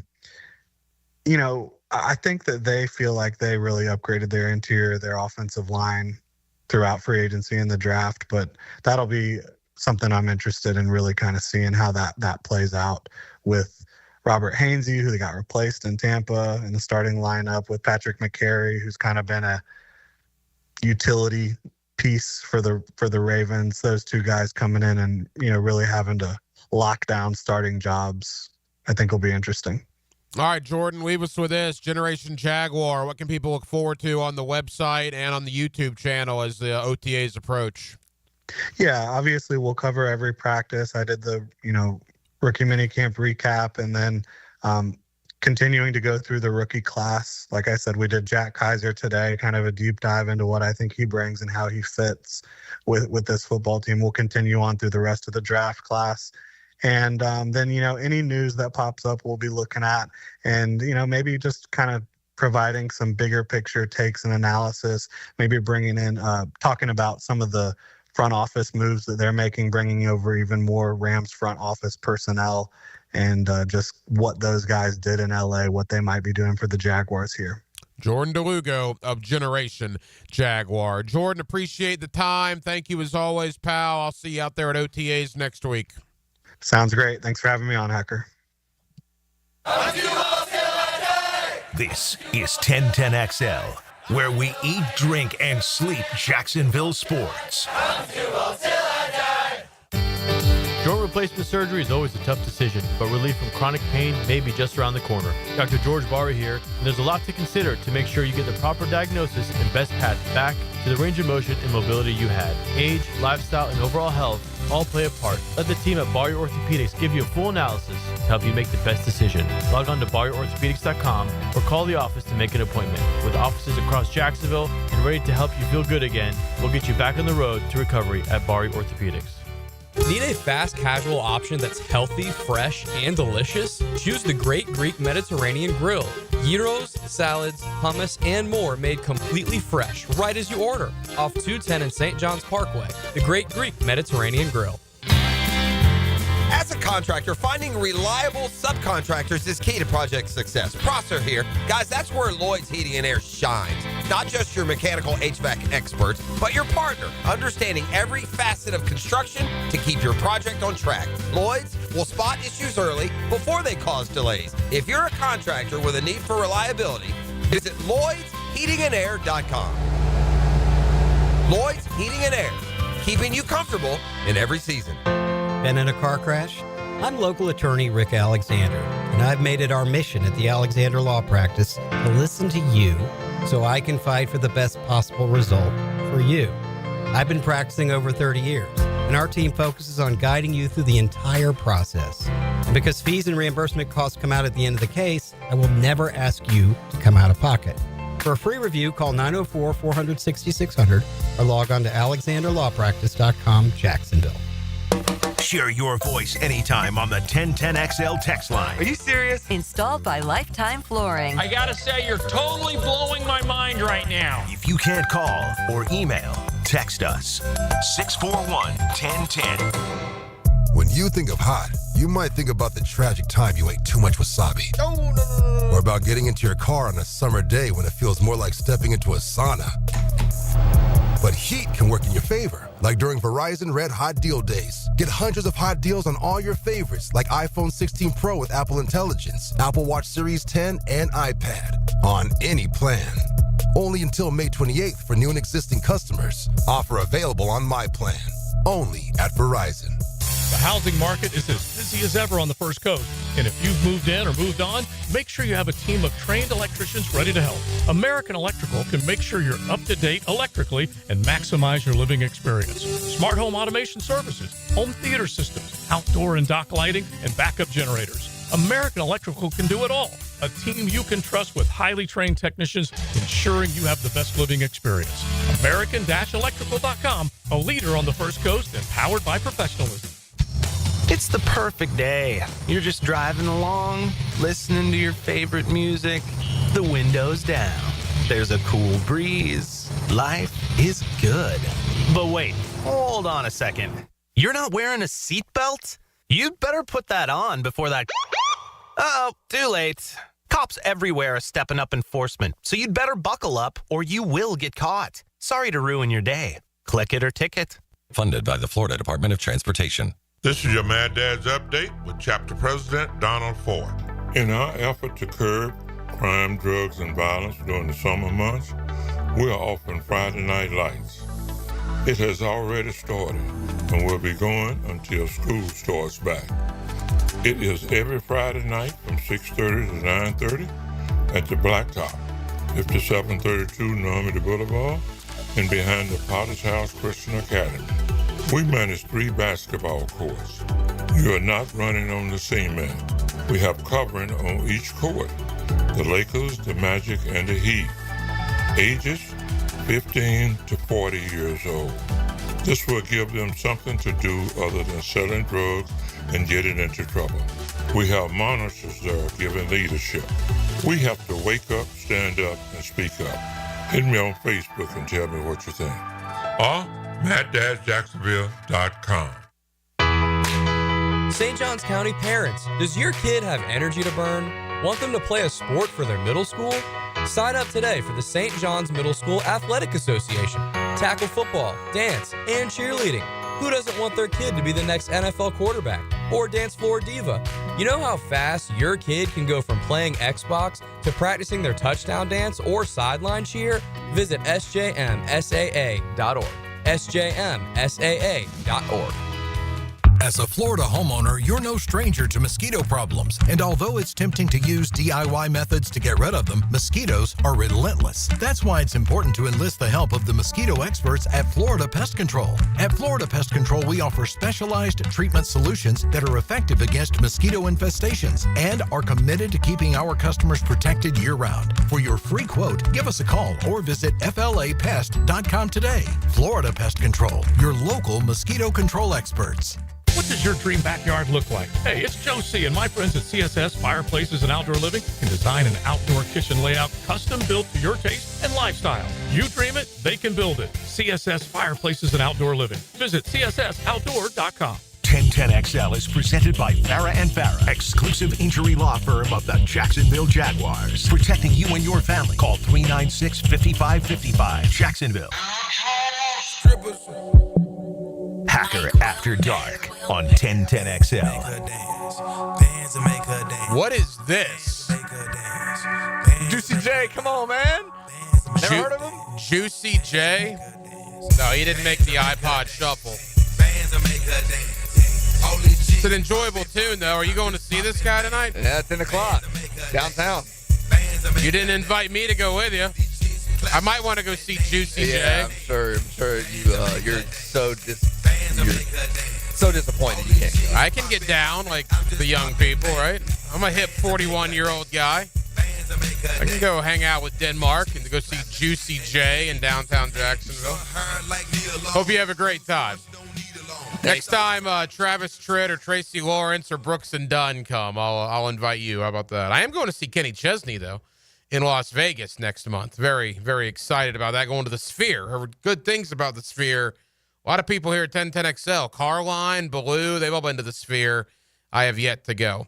I wonder if Brent Beard knows about Juicy J. We'll ask him about Juicy J and a myriad of other topics coming up here, from spring football to Todd Golden's contract extension and all points in between. You see Brent Beard on First Coast News. You also get him weekly right here on Hacker After Dark. Again, OTAs for the Jaguars begin next week. I'll be down there on Monday at the Miller Electric Center, scheduled to talk to new Jaguars safety Eric Murray. Certainly looking forward to that conversation. Big NBA playoff game tonight as well. The Knicks and the Celtics. Celtics, of course, without Jason Tatum, ruptured Achilles. The Knicks did not close it out in Game 5. They now have a chance to close it out again tonight at Madison Square Garden. Boy, if you're New York, you want to get it done tonight, man. You do not want to go back to Boston for a Game 7, even without Jason Tatum. So it should be a great game at Madison Square Garden. That tips off tonight at 8 o'clock. Coming up next, my buddy Brent Beard. Let's talk college athletics, a little gridiron, a little hardwood, Todd Golden extension, and much, much more.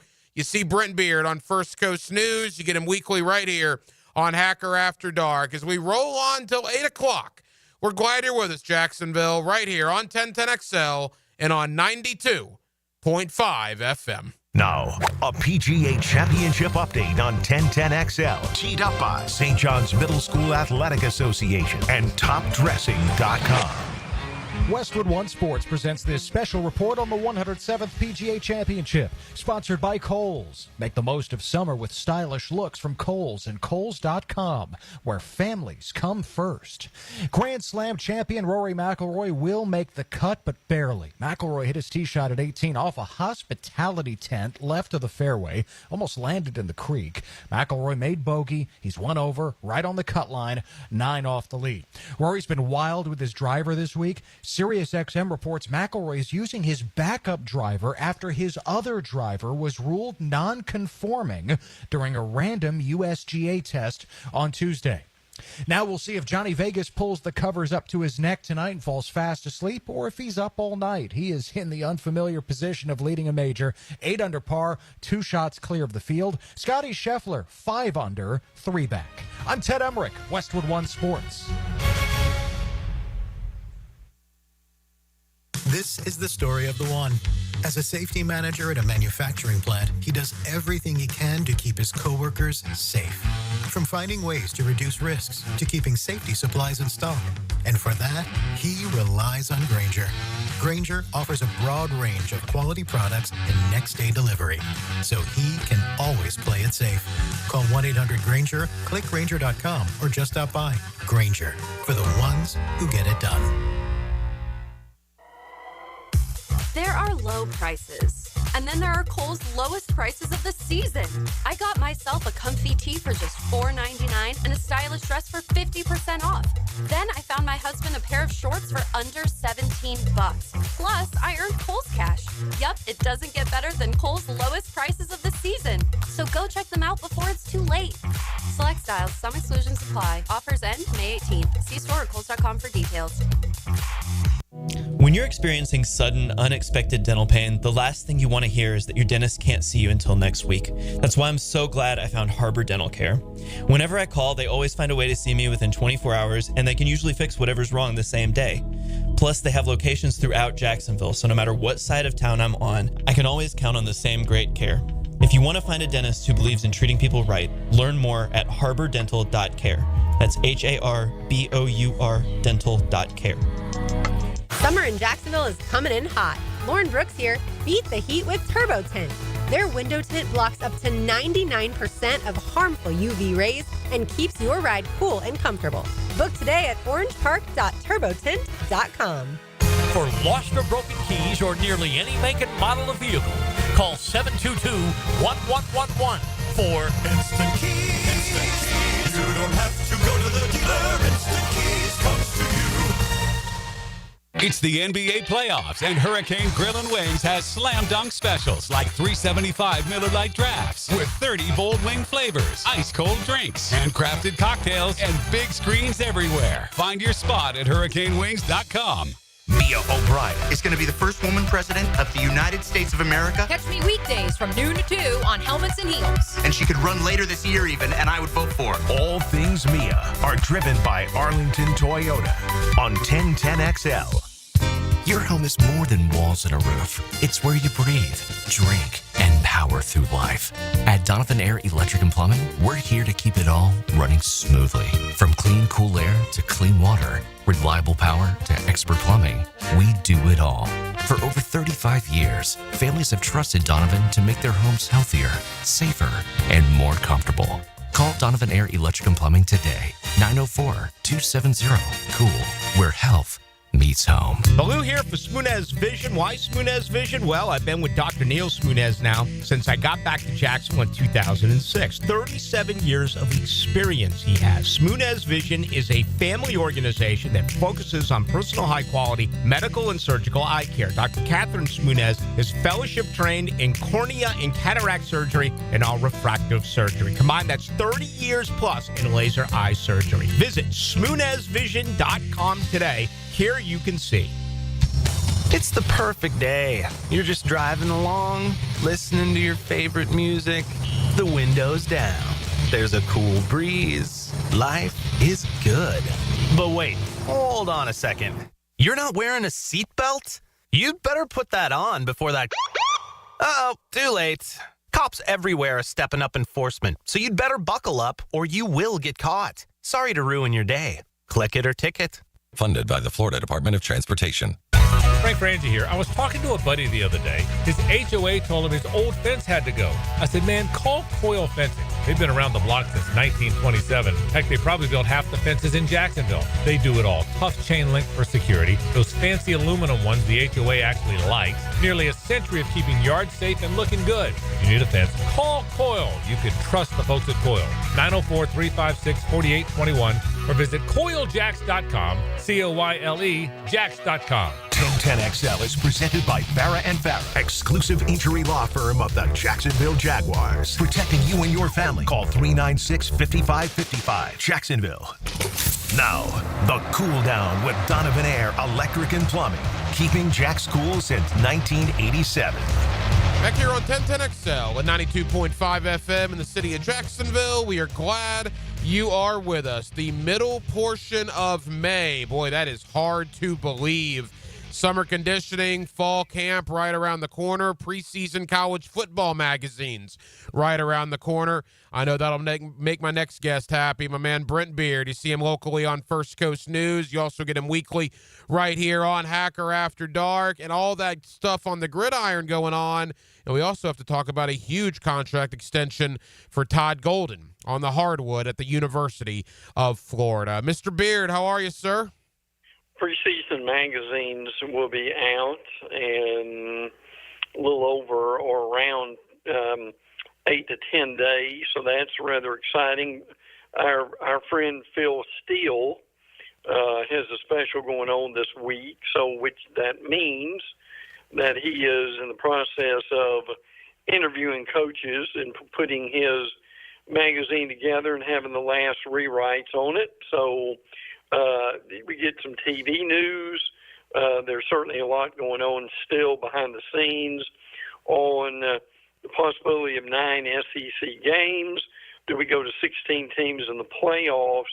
So it may appear to be quiet, but there's a lot of issues being dealt with right now that we're not hearing a whole lot about. Yeah, it's never really a quiet time for college athletics. And Brent, you and I haven't spoke since Todd Golden received that contract extension last week. I believe it happened a week ago today. And look, Todd Golden's a guy that won the national championship at Florida, obviously deserved an extension. He's now the 4th highest paid college basketball coach in America. Speak on Todd Golden, and then maybe even more so, Brent, what that means for Scott Strickland. Obviously, an incredible hire he made for Gator men's basketball. Well, he's making a little over $6 million now. Golden is so, and I mean he is one of the now the highest paid coaches in the SEC. It certainly makes Scott Strickland's hire a really good one. And again, I mean, heck, we go back, December or January when those allegations came out against him. And Florida really never flinched. They stood behind him. Obviously, they knew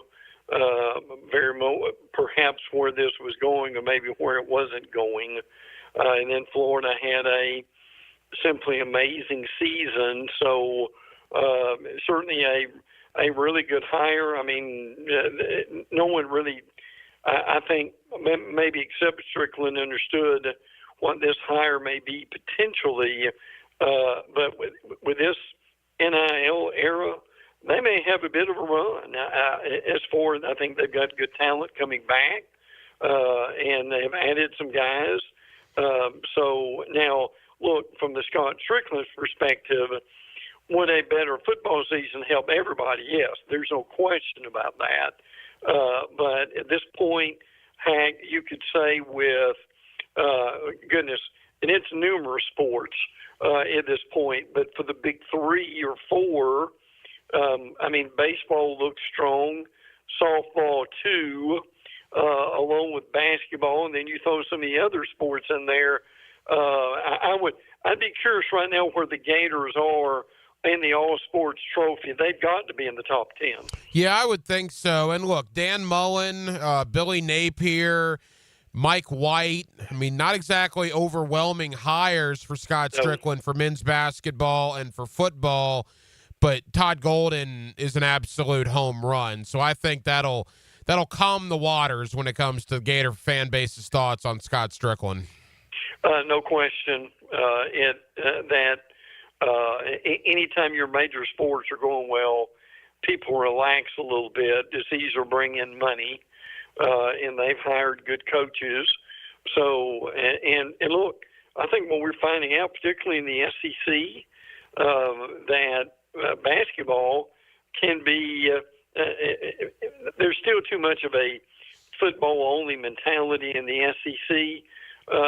Some of the smarter fans in schools are realizing that basketball can be just as exciting in a lot of ways, and particularly when you produce on the court like Florida did. So really, really, again, glad to see what basketball is doing at Florida and the SEC in general. You see Brent Beard on First Coast News. You also get him weekly right here on Hacker After Dark. Brent, we don't talk a lot of politics because we're a sports radio show and people come here to get away from politics. But every so often, politics and athletics kind of mingle together. And that appears to be a situation brewing when it comes to President Trump, some people around him, and the idea of a commission on college athletics when it comes to NIL and maybe figuring out some of the craziness going on with that. Anything would help right now. Where this began, or at least continued strongly, is at the University of Alabama graduation, where President Trump was the guest speaker. Obviously, Nick Saban was there, and Saban introduced Trump. But they spent some time together before the graduation services and talked about what they needed to do in terms of a commission and executive order. They need help with this in all different directions. People, I understand, really don't want Congress to get involved with this. The reason Congress would get involved in a commission would be to put some guardrails on NIL. The other reason, and this is just as important, is the NCAA needs help from Congress to keep from being sued every time they turn around. So don't think that doesn't have something to go with it, too. Now, Tommy Tuberville, yes, that Tommy Tuberville, who's a senator now in the state of Alabama, would also be a member of the commission. I think he's been one of the people who's trying to get it going. So college football needs help. People are really excited about Congress getting involved with it, but it's going to happen. And frankly, to a degree, it needs to happen. So we will be very interested to see where this goes. Don't forget, sometime in the next few days, we're going to hear more about the investigation and the $2.8 billion house versus NCAA settlement. The judge about 2 weeks ago gave the attorneys 2 weeks that she wanted the part about roster limits straightened out. So they're hoping to get this thing out by July the 1st. So look, Hank, when this gets settled and the judge signs off on it, there are going to be a lot of trickle-down effects that are going to make it a very exciting summer for college football. You see Brenton Beard on First Coast News. You also get him weekly right here on Hacker After Dark. Brent, let's quickly go to the gridiron, and I'm curious your thoughts. One thing we were talking about earlier this week, Josh Pate came out, and I think Josh does a terrific job with 24/7 and CBS Sports. I'm hoping to have him on later in the week, and he came out with his post-spring college football rankings nationally, and he had Florida in the top 10, and he's not the only one. I've seen a lot of expectations for Florida, and a lot of that focuses on, obviously, DJ Lagway. And I'm not trying to ruffle Gator fans' feathers here, all right? And maybe I'm too much of a statistician. I'm too much of a fantasy football geek or whatever you want to call me. But, Brent, I think people would be surprised if you look at Lagway's numbers from a year ago. He completed 60% of his passes, 12 touchdowns, and 9 interceptions, all right? And I understand that he was splitting time with Graham Mertz, then he got hurt towards the end of the year, and he came on at the end of the year as well. But I think people would be, again, surprised. Only a 60% completion percentage, 12 touchdowns, 9 interceptions. Brent, are the expectations on Lagway maybe higher than they should be? Probably. But, I mean, when he's good, he's really good. And when he struggles, that's another story. But I think people have seen enough of the good for them to realize, for example, if he's healthy the entire Georgia game, do they win that game possibly? I know that game was close in the fourth quarter, and Florida played well. The thing that also has given people a lot of hope is after the spring game, watching receivers like Dallas Wilson, Jordan Bott, running back. The skill position players are really good. The offensive line, I've already read projections from different people. The offensive line may be the best in the SEC. That's saying a lot, too. So if you put all that together, yes, these expectations are high, but it's a crucial year for Florida, crucial year for Lagway, and he'll be doing it against some very good competition. So, no, I get the numbers. I really do. And you certainly, the biggest thing to me he's got to change would be the touchdown to interception ratio. I believe 12-9 is not very good. That needs to be like 12-2 to make people feel better. But at the same time, I get the optimism, and it won't slow down either. Brent, quickly, because I want to end with the ACC meetings that are going on at Amelia Island this week. A little bit of scheduling news for Florida. They've added Florida Atlantic to the schedule, I believe, in 2026. I like that. I like the fact they played UCF, now USF. They're adding Florida Atlantic. I like the fact that if they're going to play games like that, at least play games like that against teams from your own state.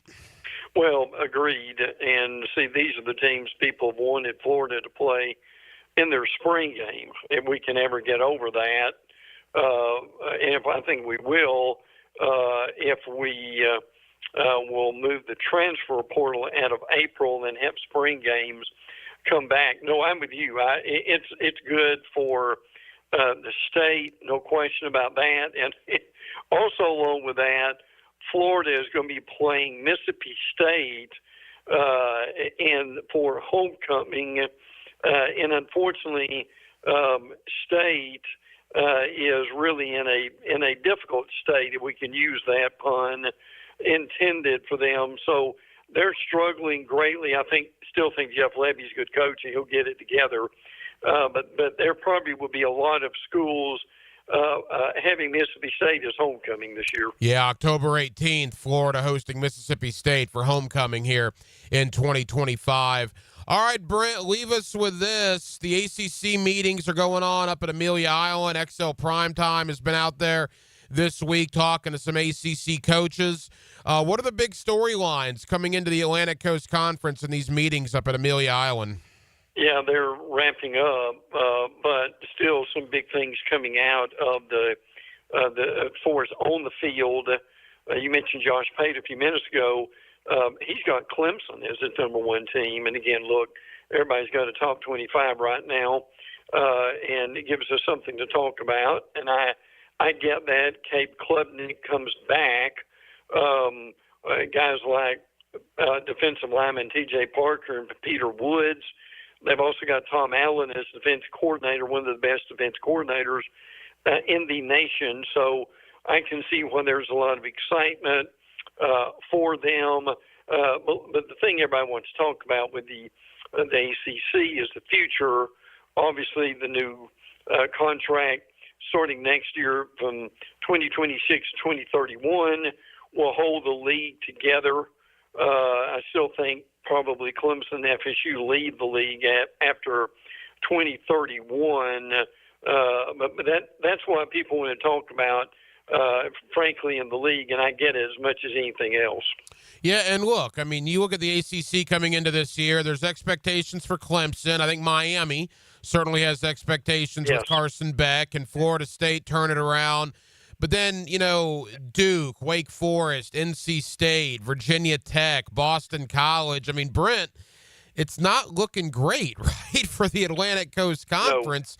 No. And that's why the talk is if they go to 16 teams in this playoff, the ACC will be one of the conferences that might get 2 in, as opposed to the SEC and the Big Ten, which would be guaranteed 4 entries. Yeah, and they're really I've talked to some people who really didn't think they needed 2 in, maybe just 1. But you do have some interesting stories, obviously like SMU, frankly, making the college football playoff. Will that continue? Well, they've got the NIL money. There's no doubt about that. I don't think Cal and Stanford are really going to be doing much. Fran Brown at Syracuse, the former Georgia assistant coach, they had a great year. Now, they lose a lot of guys. They played Tennessee and Atlanta to open the season, so that will be a real opportunity for them. My Stars, you've got to believe Virginia Tech. I know you've had Brent Pry on before, but, Pry needs to get something going. There's no doubt about that. That's a huge game for them against South Carolina to kick off the year. Isn't it, though? It really is, Hank. I agree with that. So there's certainly some intrigue, but to your point, the FSU and several of the teams, the league has got to get better in football, and it's hard to say this, but it's true. And they've also got to be better in basketball, too. You see Brent Beard on First Coast News. You also get him weekly right here on Hacker After Dark. Brent, always appreciate you, man. We'll touch base again next week. I'll tell you what, I'll be rather giddy next week because when we're on then, we'll be scant hours away from college football preseason magazines on the shelf. There is no doubt that will be Christmas in May for Mr. Brent Beard. Thank you, my friend. Always enjoy it, bud. Take care.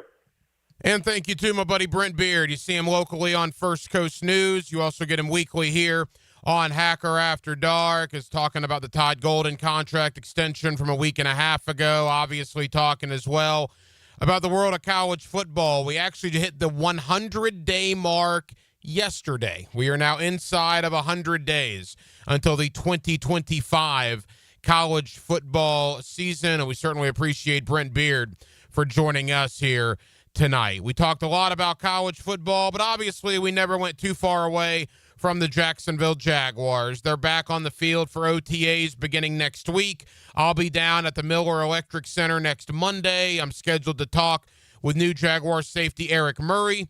Looking forward to that conversation. We'll bring you that conversation on Monday evening here on Hacker After Dark. It'll be good to see the entire team out there, which will include, presumably, Trevor Lawrence throwing some passes to Travis Hunter, which will certainly be interesting to watch. Well, that will just about do it, man. It has been a very busy Friday evening and a very busy week here on Hacker After Dark. We certainly appreciate you guys hanging out with us here on 1010XL and on 92.5 FM. We have a ton of people to thank. Again, my buddy Brent Beard. You see him locally on First Coast News. You also get him weekly here on Hacker After Dark. Thank you to Andy Vasquez of NJ.com and the Star Ledger for wrapping up our AFC East previews this week, talking about the New York Football Jets. Earlier in the week, we made stops in Buffalo, Miami, New England. Tonight, it was all about New York. Appreciate Andy Vasquez for joining us.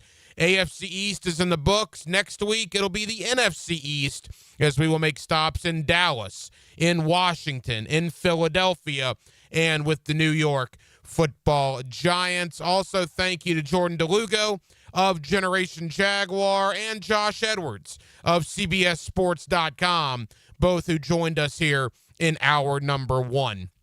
Now, we will be back on Monday. Like we said, we'll be down at OTAs at the Miller Electric Center, scheduled to talk with Eric Murray of the Jaguars, and we will bring you that conversation and our thoughts from OTA practice number one coming up on Monday night here on Hacker After Dark. Dylan Denmark was your producer tonight. Dylan, great job as always. I'm the Hacker Ryan Green. And again, Jacksonville, thank you for spending part of your Friday evening with us and your entire week with us here on Hacker After Dark. We've been in for Baloo this week, and we certainly appreciate you and cannot tell you enough how much we thank you for listening to HAD. So for all of us here on